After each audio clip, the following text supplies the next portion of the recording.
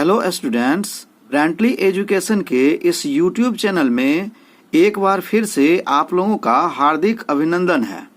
पिछले वीडियो में हम लोगों ने प्रश्नावली 1.5 से कुछ प्रश्नों को हल किया था। आइए आज के इस वीडियो में प्रश्नावली 1.6 से कुछ प्रश्नों को हल करने का प्रयास करते हैं।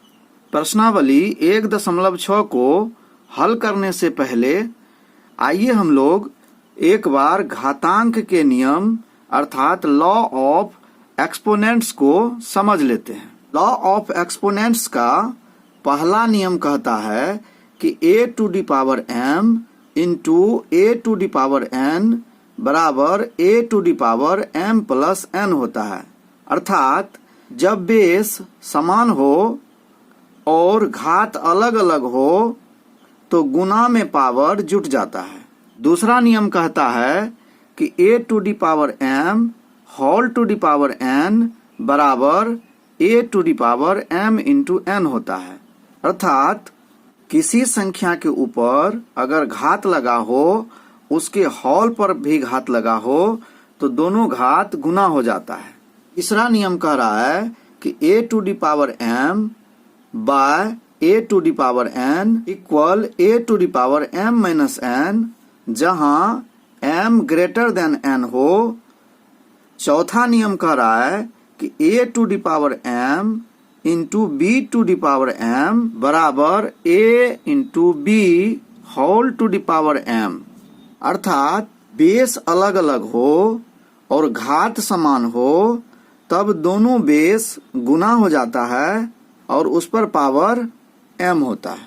पांचवा नियम कहता है कि a to the power n by b to the power n equal a बटे b whole to the power n, यानी कि आधार अलग अलग हो और घात समान हो और वह भाग के रूप में हो तब हम a बटे b का whole to the power n लिखते हैं। छठा नियम कह रहा है a to the power 0 equal 1, अर्थात किसी भी संख्या पर पावर अगर शून्य हो तो उसका मान 1 के बराबर होता है। यहाँ a और b को आधार यानी कि बेस और m तथा n को घातांक यानी कि एक्सपोनेंट कहा जाता है। यदि a ग्रेटर देन 0 एक वास्तविक संख्या है तथा m और n ऐसे पूर्णांक हैं कि 1 के अतिरिक्त इनका कोई अन्य उभयनिष्ठ गुणनखंड नहीं है और n ग्रेटर देन 0 है, तो a to the power m by n को निम्न प्रकार से परिभाषित किया जाता है। अर्थात a to the power m by n equal root under a का m घात का nवां मूल होगा। तो चलिए अब प्रश्नावली की ओर बढ़ते हैं। प्रश्नावली 1.6 का पहला प्रश्न कह रहा है कि ज्ञात कीजिए कि एक में दिया हुआ है 64 पर पावर 1/2। तो हम 64 को क्या लिखेंगे? तो 64 का अगर गुणनखंड निकालें तो यह कितना होगा? तो 2 से लगाएंगे तो यह 32 होगा, फिर 2 से लगाएंगे तो यह 16 होगा, फिर 2 से लगाएंगे यह 8 होगा, फिर 2 से लगाएंगे तो 4 होगा, फिर 2 से लगाएंगे तो यह 2 होगा। तो इसको हम लिखेंगे 2 की घात कितना हो गया? 6। तो हम 64 को लिख सकते हैं 2 की घात 6 और इस पर पावर 1/2 है तो यहाँ गुना हो जाएगा 1/2। 2 और 6 कटेगा तो यह 3 हो जाएगा। तो हम लिखेंगे 2 टू दी पावर 3 इक्वल 8। 2 को 3 बार गुना कर लेंगे तो यह हो जाएगा 2 दूना 4 दूना 8। चलिए अब अगला प्रश्न देखते हैं कि 32 को क्या लिखेंगे? तो 32 में 2 की घात 5 होगा, तो यहाँ हम लिख सकते हैं 2 की घात 5 गुना 1/5। यह 5 और 5 कैंसिल हो जाएगा तो हो जाएगा 1 बराबर 2 की घात 1 बराबर 2। यह इसका आंसर हुआ। चलिए अब अगला क्वेश्चन देखते हैं। 125 को क्या लिखेंगे? तो 125 का गुणनखंड कीजिए। तो हम 125 को 5 की घात 3 लिख सकते हैं और इस पर घात 1/3 है, तो इसमें 1/3 से गुना कर दीजिए। 3 और 3 कैंसिल हो जाएगा, तो बचेगा 5 पर पावर 1 बराबर 5। चलिए प्रश्न संख्या 2 को देखते हैं। इसमें कह रहा है कि 9 को हम क्या लिखेंगे, तो 9 को हम लिख सकते हैं 3 गुना 3। तो हम 9 को लिखेंगे 3 की घात 2 और इस पर पावर है 3/2। यह 2 और 2 कैंसिल हो जाएगा, तो बच जाएगा 3 की घात 3 गुना 1 3।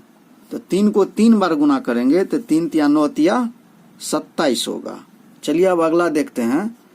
32 को क्या लिखेंगे, तो 32 को लिखेंगे 2 की घात 5 और इस पर है 2/5। अब 5 और 5 कैंसिल हो जाएगा, तो बचेगा 2 की घात 2 एकम 2 अर्थात 2 दूनी 4। 16 को क्या लिखेंगे, तो 16 को हम लिख सकते हैं की घात 4। 16 को लिख लीजिए 2 की घात 4 गुना इस पर पावर है 3/4। 4 और 4 कैंसिल हो जाएगा, तो बच जाएगा 2 की घात 3 एकम 3 बराबर 8। 125 को हम 5 की घात 3 लिख सकते हैं। इस पर पावर है -1/3, तो 3 और 3 कैंसिल हो जाएगा, तो यह बच जाएगा 5 की घात -1। तो इसको माइनस को अगर हटाते हैं तो यह हो जाता है 1/5 की घात 1 बराबर 5। प्रश्न संख्या 3 में कहता है कि सरल कीजिए। उसका 1 नंबर में दिया हुआ है कि 2 की घात 2/3 गुना 2 की घात 1/5। हम घातांक के नियम में पढ़ चुके हैं कि गुना में घात का मान जुट जाता है। यहाँ देखिए हम लोग पढ़े थे कि a⁴m इंटू a⁴n बराबर a⁴m प्लस n। तो गुना में घात को क्या करेंगे, जोड़ देंगे। आधार इसका 2 है, यह हो जाएगा 2/3 प्लस 1/5 बराबर 5 और 3 का लघुत्तम लेंगे तो कितना होगा, 5 तिया 15। 3 से 15 में लगाएंगे तो 5 बार में कटेगा और 5 को 2 से गुना करेंगे तो यह 10 हो जाएगा प्लस 5 तिया 15 और 3 को 1 से गुना करेंगे तो यह 3 हो जाएगा बराबर 2 की घात होगा 10 3 13 अब बटे 15। यही इसका आंसर हो गया। चलिए अब अगला क्वेश्चन देखते हैं। अगला क्वेश्चन कह रहा है 1/3 की घात 3 का होल पर पावर 7। तो 1 को हम लिखेंगे 1 का क्यूब बटे 3 का क्यूब का होल 7।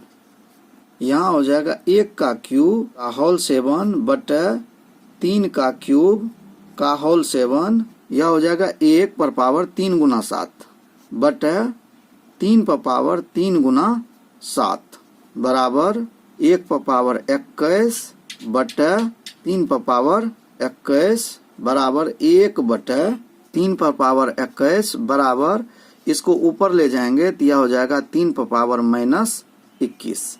यह इसका आंसर हो गया। चलिए क्वेश्चन नंबर 3 को देखते हैं।